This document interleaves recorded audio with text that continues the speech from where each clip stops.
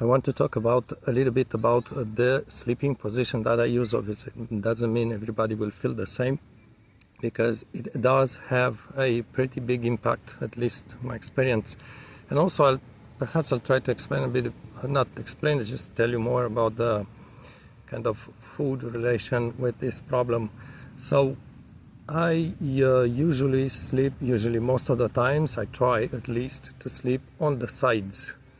Why I'm saying this, first I use a taller pillow. Taller means your head will sit higher a little bit with respect with your heart, basically, which will make hopefully the heart pumping a little bit stronger if you want, and this will just bring more blood into your nose at night time, I'm talking. And maybe this will kind of slide, really slide, not a big thing, get your nostrils less dry at night during sleep. But the idea is that I explained in my previous videos, about when I would wake up at night. Sometimes I would get a really, I don't know how to describe these things, with my lungs breathing. And all those times happened when I woke up and I was sleeping on my back involuntarily, because it's not something, like I said, I try to sleep on the sides, but obviously at nighttime, I don't know, when the body does other things. So all those times when I had this, I call this in other videos dry lungs feeling. Also I did call it, I feel like I wasn't breathing, or I had to force myself to breathe. All those moments I was sleeping on my back. I woke up sleeping on my back. Also, I said in other videos, those moments I link them to having eat something in the afternoon or in the evening. You may, if you are not familiar with my videos, look at my other videos. I talk about sort of a diet, eating hours, and so on, to relieve a little bit my my nostril dryness, and also nighttime nostril blockage. So yes, those dry lung feeling when I would wake up at night were related to food, but also all the times I woke up sleeping on my back. So I personally like sleeping on my back. I feel it's a relaxing position, but I always sleep on the sides. It doesn't matter which side. Actually, I need to turn oftentimes between the sides during the night. So yes, I think sleeping on the back, at least me, that's just me, I'm not saying everybody's like this, with this condition, it's worsening, and it's possibly worsening this feeling of very dry lungs, and not feeling like, basically I wake up and I don't feel like my chest, my lungs are breathing. It's crazy, that sensation. And also the lungs feel dry inside. It's very difficult to explain. Obviously my mouth is going to be very dry too. I may add into this that I always sleep when at night, I lay in bed on the side. I always put my mouth against the pillow, and I always sleep with my mouth a little bit open. Even if my nostrils now, because of this diet, stay relatively open at night, I always keep my mouth open. And nobody asked this, but I just want to point out that during the day I notice I always keep my mouth open.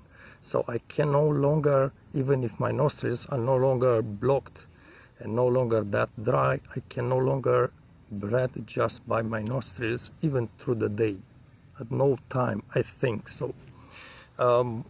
So I just want to describe again very quickly this feeling of dry lungs, because actually there were two different feelings, two different situations, if you want, distinct from each other. Since I sleep on the sides, I did wake up with that sensation a few times, dry lung. I do describe this in another video. But also, years ago, I didn't sleep on the sides. I didn't educate myself to sleep on. I didn't actually realize it has an effect. So years ago I was sleeping on my back, and I remember that quite a few times back in years ago. I would wake up, and I think I did explain this in another video. This sensation is difficult to explain it. I would call this, I feel like basically only the top of my lungs are getting air in them, inside them. So imagine the chest is pretty tall, but imagine just like the last few inches top of my lungs. The lungs go underneath the clavicle, I think, pretty high up.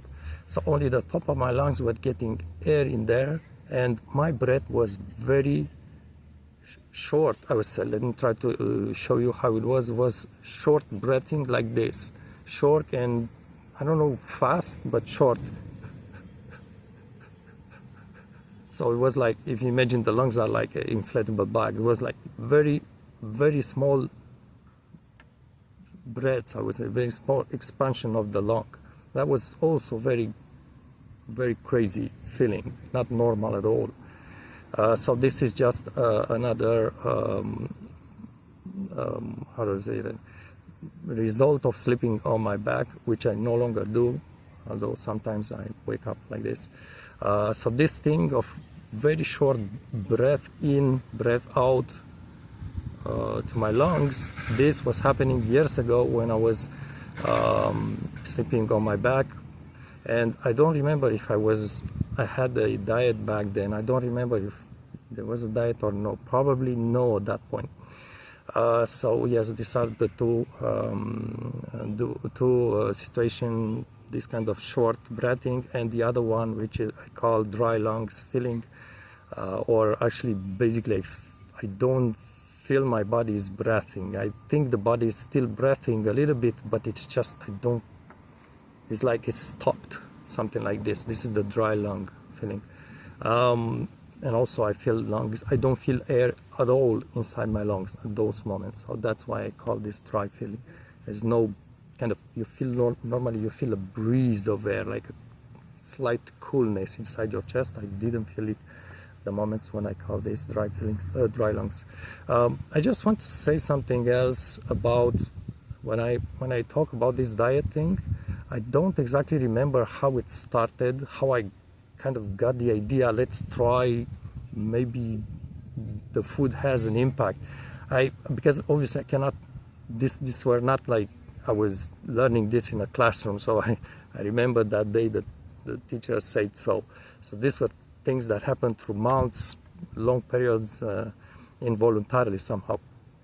But I can tell you that years ago, before I did start this diet, I noticed, actually I think when I look past in the time, because at that point I was still working as an engineer, and I was traveling with my colleagues, and this is right after the surgery. So right after, I mean within 1-2 years after the surgery. At that point I did suffer from my nostrils being dry and I think blocked, but I didn't, I knew this is from the surgery, but I didn't know this is ENS. I wasn't at all aware of this condition and so on. I didn't do any diet, obviously. And I do remember that from the moment of the surgery, eating late in the evening would cause me a really bad night. And this is not something I had before the surgery. So before the surgery, I would eat, you know, there was Christmas days, New Year, eat at a restaurant late. I had no problem with this. Maybe I didn't rest that well, but I had no problem eating at late a meal, a good meal, a big meal, pizza, whatever. After the surgery, this became a problem. And I do remember, like I said, I was traveling with this team. I was working in a place, and we had to have supper. We went to a restaurant when we finished the job, and in the evening. And I do remember I did eat a normal meal at the restaurant, and then I went to bed maybe 1-2 hours later. And I do remember that night, it was terrible, just terrible.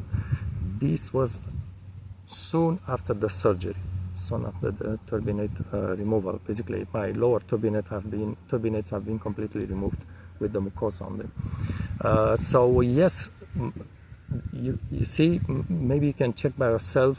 Why is food having an impact when you have after this surgery? It's hard to explain, but like I said in another video, I do link food to digestion. Digestion, you can just Google up, inform yourself, because it's easier for you to understand better when you read pages, not just when you listen to someone explaining this in 20 seconds. So the food during digestion, the blood during digestion travels, actually is taken, if you want, by the body. There is a mechanism by dilating and contracting the blood vessels. The body brings more blood towards your stomach to digest that food and to transfer, to ship, if you want, move the nutriments around the body when the digestion is finished. So this takes blood away from your nostrils, maybe also away from your brain and so on. I don't know, that's why sometimes you get sleepy after a big meal. So anyhow, this impacts the dryness of the nostrils, because, and also I think it impacts the functioning of the lungs in person with empty nose syndrome. Why? This is just a theory, right? We just might try to understand these things. Why? Because let's first, for the nostril part, the nostrils, perhaps you already know, need a lot of blood getting into the mucosa of the nostrils, a fine web of many blood vessels. And this is what keeps the mucosa humid. But also, I believe that it's possible that, I'm not sure,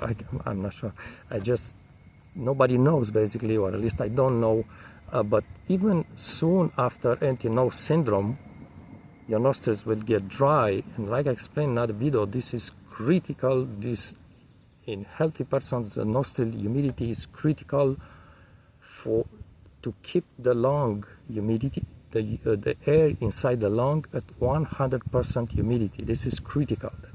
Like I said, the nostrils are the humidifier of your lung.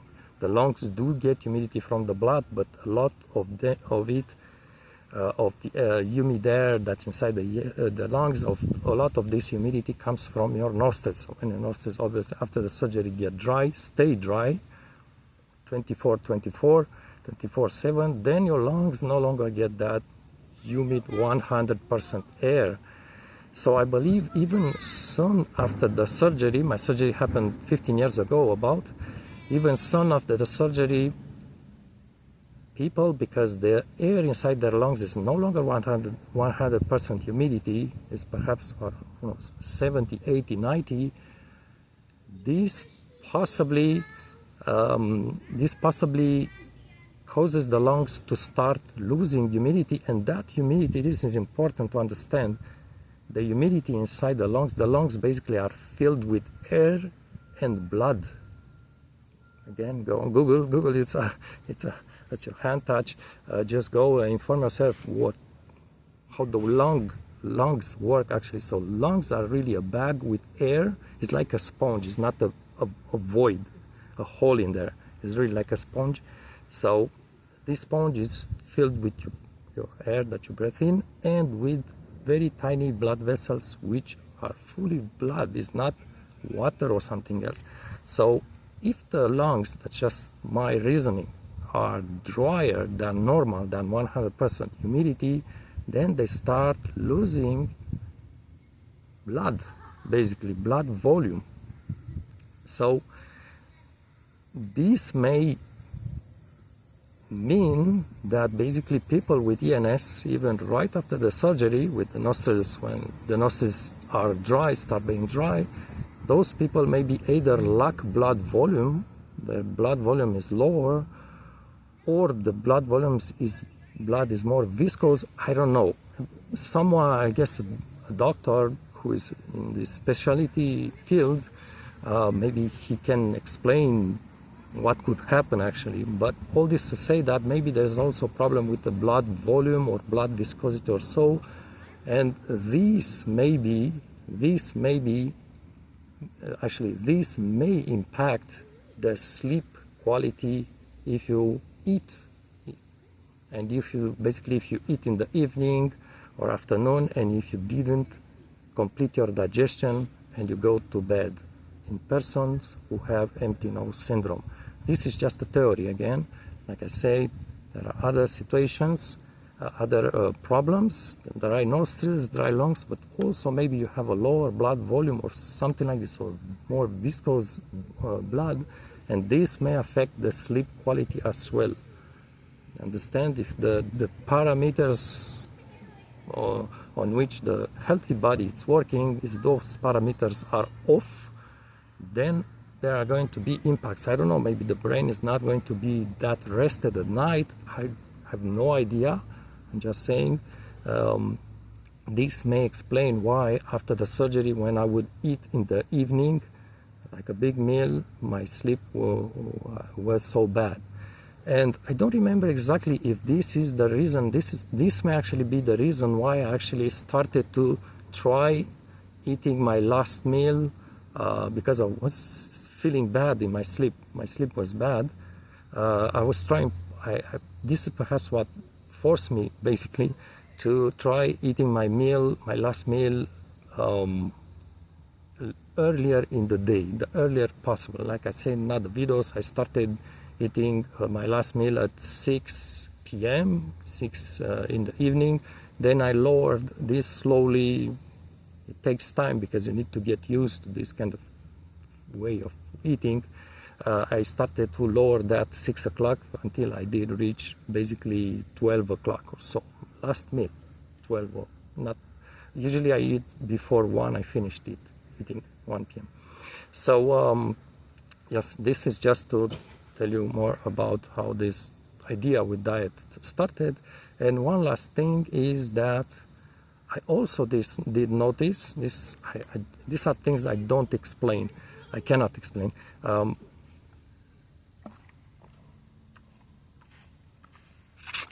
There's a strong sun right in my face now.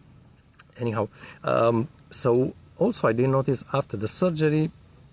Actually, I did notice. I do remember noticing this thing, but I didn't understand at that time why was this going on. I did notice I used to drink orange juice, Tropicana or whatever brand, 1 glass, maybe 1-2 glasses in the morning usually, and it made me feel bad the next day. I cannot explain what I mean by bad. Something in my, I don't know, it wasn't physical. It was like the way I felt through the day myself. It was very clear for me. So the day I would stop, actually, or if I wouldn't drink that orange juice one day, the next day I would feel well, normal. And if I would drink yet again one day again that juice, then the next day I would feel bad again. So I stopped drinking juice. But this is just another indication that things may just go I don't know, different, right? It affects you. Let me just finish this video. I didn't plan. I was saying probably I'm going to put this somewhere in the title or video description about the mood, the overall mood with this ENS condition. I want to say talk about 2 things. First, anxiety, and second, depression. I can tell you that I did describe this anxiety feeling only at night time, when I would wake up at night, and this was extremely strong. So normally I don't have anxiety. I don't have reasons to be anxious. Is that how we say it? I don't have reasons for this, but there have been moments at night time when I woke up and I felt anxiety so strong. Like the only way I can describe it is like someone is slapping you, not big slap, but slapping your face. It's a physical. You feel it physically the same way I would feel this anxiety thing. It was just difficult. And I'm saying this, but I don't know. I'm not sure about it. I'm just throwing this out there. Because obviously I can be mistaken, right? In this, trying to figure out these things, but I'm not saying I have the right answers or if I'm right. that I'm right. So I did, the moments when I had this anxiety at nights, I used to eat chocolate in the morning, small amounts, I think 2-3 squares of chocolate, regular chocolate, and I tried to just stop eating the things that I was eating then, and the moment I stopped eating this chocolate thing, that anxiety went away completely. Is it that a link? I have zero idea. I have absolutely no way to explain this. I think it was that chocolate thing, but I can tell you that that anxiety went completely away. I no longer feel it. Sometimes I do feel it, depends if I wake up at night and, like I said, I had that dry lung feeling. There is an anxiety at that moment, but nowhere near that anxiety that I was having, like I explained a few moments ago, which may have been linked to chocolate. I don't know. Maybe one day people will just start like that. Specialist people will study and will just do examine this issue of empty nose syndrome, will come with answers, and maybe they will tell you chocolate had something in it. Perhaps I'm not sure about it, but because now I like to eat sometimes small bits of chocolate, really small amounts, 1-2 squares, but I only eat chocolate that has no soy lecithin in it. So if you want the more commercial chocolate, has soy lecithin, is a emulsifying. I don't know what it's used for, but it's in there. And if you go for more refined, not necessarily much more expensive chocolate, it does not have soy lecithin to it. You just look on the ingredient list. So the small bits of chocolate that I eat today, sometimes these days in the morning, don't have lecithin in it, and I don't feel that anxiety. So I don't know. Am I right? Am I wrong? No idea, but I'm just pointing out about this very strong anxiety feeling only when I would wake up at night. And it wasn't related to dreams or something like this. It was just a bang. As I would wake up, very powerful anxiety feeling. I have to step out of the bed and walk. Sometimes I would walk outdoors, outside, just to come back to normal state. This is one thing. The other thing is that throughout this period, I did not feel depression. Let me just explain first that when I came to Canada, I'm a migrant to Canada because I was very isolated, socially isolated. I had episodes of depression, so I know what depression is.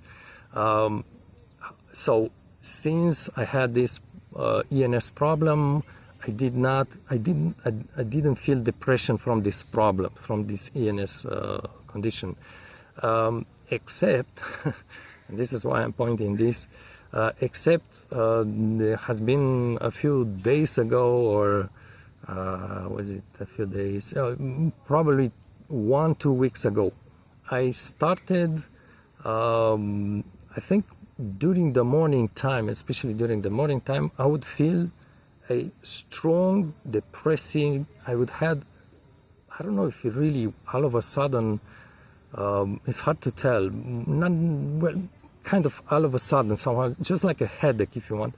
I would have a pretty strong depressive mood, I guess, really something like, I don't know, discouraged or so.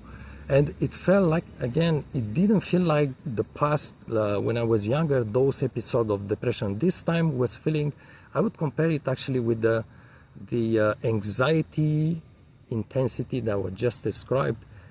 The same kind of depression, very powerful, very, just like you burn your hand or something like this. It's really strange and also kind of difficult to cope with it.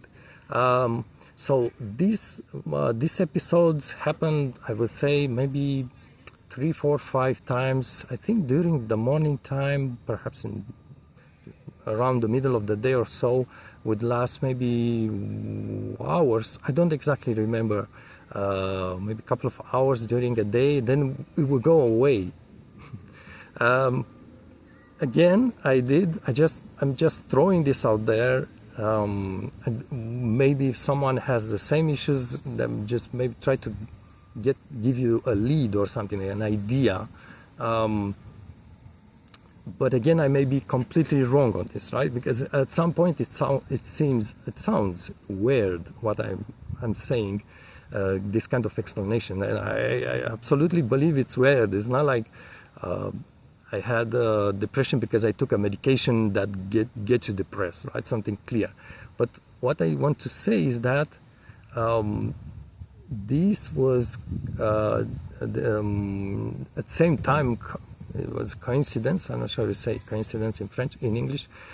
It happened at the same time when I started eating, because I'm very hungry sometimes.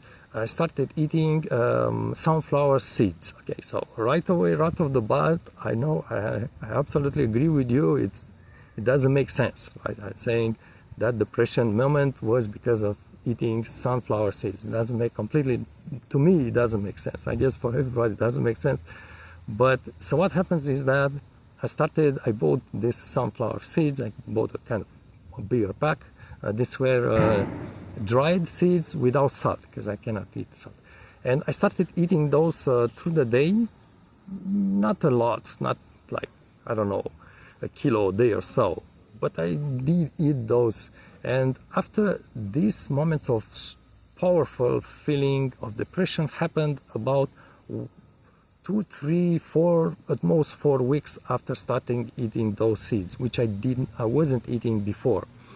So again, I went back, and just my way of thinking now, I tried to look if I started to eat something recently. It was those seeds. I stopped eating them. That strong feeling of depression went completely away. Not completely, I would say 80%, 90% away. So maybe I would feel a little bit depressed at some point, a little bit, really, like, I don't know, discouraged or so, but it's just very, very, very light. But I stopped, actually I didn't stop eating those seeds completely. I came back again and eat them again, but very, very small amounts this time. But it felt like the moment I stopped eating those seeds in larger amount, those intense feelings of depression went away. So you believe what you want. If you want to call me weirdo, crazy, go ahead, no problem. But I'm just throwing this out there. Once again, I have no explanation. Is it just me? I don't know. I think that this or that food is causing me problems. I don't know. I don't think so. But yeah, I just want to share this with you. This powerful but very, very short hours episode of depressive feeling, and those anxiety feelings, strong ones by night, are this because, remember, our body, I'm not saying this is the reason, I'm just trying to find our explanation. Our body has been, I believe the body with empty nose syndrome, especially after many years, has been thrown off the balance in more than one ways. I will explain that thing with lungs, blood, and so on. So it's not impossible that at some point some components of specific foods, not necessarily the whole food, but components, ingredients in that food, chemicals, if you want, in that food, will have some sort of reactions on us, maybe on the brain, who knows. Obviously, I don't know, maybe the answer, it's out there, someone has it, some specialist in some study, but it's not easy to find a confirmation for these theories that I'm throwing here. So yeah, this was the thing. These are the things that I want to share with you. And also I want to say that, you know, so this has been about 15 years now for me, and 15 years without a normal sleep at night. I don't want to repeat like what I said in other videos, the hours that I sleep, the quality of the sleep, and these things take a toll on your brain at some, at least on my brain. Let's just not talk about other people. So I can tell you that other than what I say in other videos, that the severe short-term, very short-term memory issues, sometimes I do feel exhausted if the night was really even worse, but I think my brain is doing pretty, generally speaking, pretty well. I can tell you two things about, let's say brain abilities. Oops, that's a bug in there. Right after the surgery, when I started to have my nostrils, I think were at first were too wide open. I felt there was too much air breathing in and dry. But then after a couple of months, I think, so 6 months maybe after surgery, the nostrils started to get blocked at night and dry. At that moment, actually, I went through I repeat what I say in another video, an older video, I think. I went through a complete burnout at my job. So I was doing this engineering work. I was writing I was writing text. I was writing things, technical things, and at some point, my brain was so affected by the lack of quality of sleep because of my nostrils being very blocked and dry at night, that I think I said this in another video. I would read a line, just a line, right? So I don't know, 10 words, 10, 12 words. I would read the line, and at the end of the line, I could not remember what the rest of the line was about. That was just the end of it, basically. I could no longer work as an engineer. But that thing was, again, because the nostrils were blocked. And this kind of memory problem went away. So right now I can read the text, I understand. You could see I did videos about, I was reading a book of watches or so. So I no longer have this problem. However, I do have a problem if I try to memorize things, because this is something I didn't say in my videos. Years later, when I quit the engineering, I tried to go back to school and I tried to study something else. I was good at studying things and memorizing things. For 2 years that school was going on, was in the medical field, actually. Not medicine, but just techniques of something in medicine, medical.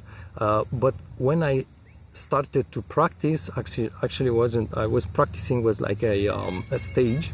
When I started to practice, I could not remember what I did study months before. My brain was empty, basically. It was impossible to remember that data. Even though during the school, so this is years, this is about 10 years after the surgery, right? 8 years or so. Even if at school I had good marks, I did study, and again, I had to study anatomy and things like this related to the human body. Even if at school I had good marks, months later I could no longer remember what I've learned in school. So this gives you an idea. Perhaps this is due to the poor sleep quality during those many years with empty nose syndrome. So the brain is affected in some way, at least to me. It's not like I'm very functional, right? It's not a problem, except for that, like I said, let's recall it here. I have so there is this problem with long-term memory of things that I study, and then there is that burnout problem went away, especially now that I can breathe by nostrils at night. It's no longer blocked. Also, I have this, I said in other videos, very, I don't know, it's not even short term. Basically, I take something, I have my water bottle, I go into a room, I put it someplace. Well, a bottle, you see it, maybe the case, right? I put my case, and also actually put things involuntarily at weird places. So I just, basically, I have my something in my head, I have my hand, I need to put it down. I put it at weird places, doesn't matter, in the dresser, in the drawer when I take something from there, and then I absolutely cannot remember where I put it. 1 minute or 2 minutes later, so basically what happens if I don't pay attention, basically what I do, and let me say what I'm doing now, I have something in hand, first I try to always put it at the exact same place, always. So my things, everything, I'm like a, I don't know, old grandma, I don't know, I'm not trying to insult anyone, but I think there are people who are just very, very organized or so. So now what I have to do is, when I put down something which is not at the correct normal location, I really look at it and I say, I'm putting this, it's weird, yes I know, but that's the only way I can cope with this. I'm putting this here on this table, on this corner. Only then I will remember later on, minutes later, where I put it. Otherwise I don't remember, especially, I can tell you, if I'm thinking at something else and I put one item down at the unusual place, I will never remember where I put it. And that oftentimes this is not a problem, but sometimes you put your key in I don't know, and like I say, in a drawer or something like this, and then good luck finding them back. Okay, so this is the things that I want to share with you in this video. And if you have any comments, don't hesitate in the comment section, and see my other videos in the ENS playlist. Thanks for watching.